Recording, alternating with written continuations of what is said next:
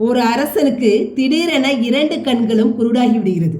அதை குணப்படுத்த மலை உச்சியில் உள்ள சஞ்சீவ் மலையில் உள்ள மூலிகையை கொண்டு வந்து கொடுத்தால் மட்டுமே முடியும்.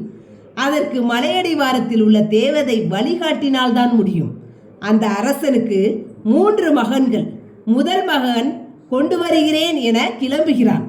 தேவதை வழிகாட்ட ஒரு நிபந்தனை விதிக்கிறது. நான் உன் பின்னால் வருவேன். நான் இடது பக்கம் திரும்பு என்றால் இடது பக்கம் திரும்ப வேண்டும். வலது பக்கம் திரும்பு என்றால் வலது பக்கம் திரும்ப வேண்டும். நீ நடப்பதை நிறுத்தக்கூடாது. நடந்து கொண்டே இருக்க வேண்டும்.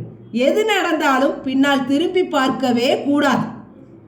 முதல் மகன் நடந்து செல்ல தேவதை வழிகாட்டி சென்றது. திடீரென பின்னால் வரும் தேவதையின் சலங்கை ஒலி கேட்கவே இல்லை. என்ன ஆயிற்று என தன்னை அறியாமலேயே திரும்பி பார்க்கிறான். நிபந்தனையை மீறிவிட்டான். உடனே சிலையாகி விடுகிறான். அடுத்து 2வது மகன் கிளம்புகிறான். கிட்டத்தட்ட நிபந்தனைகளுக்கு உட்பட்டு பாதி தூரம் வந்து விடுகிறான். திடீரென சிரிப்பொலி கேட்கிறது. ஒரே ஆரவாரம்.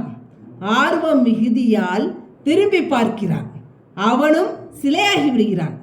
அடுத்து 3வது மகன். அவனும் கிளம்புகிறான்.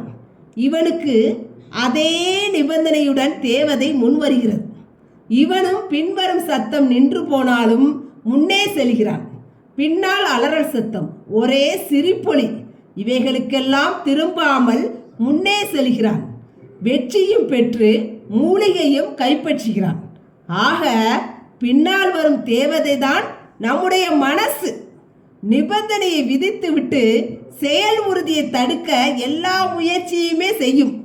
அதை புறக்கணிப்பதுதான் நம்முடைய வெற்றியே அடங்கி இருக்கிறது.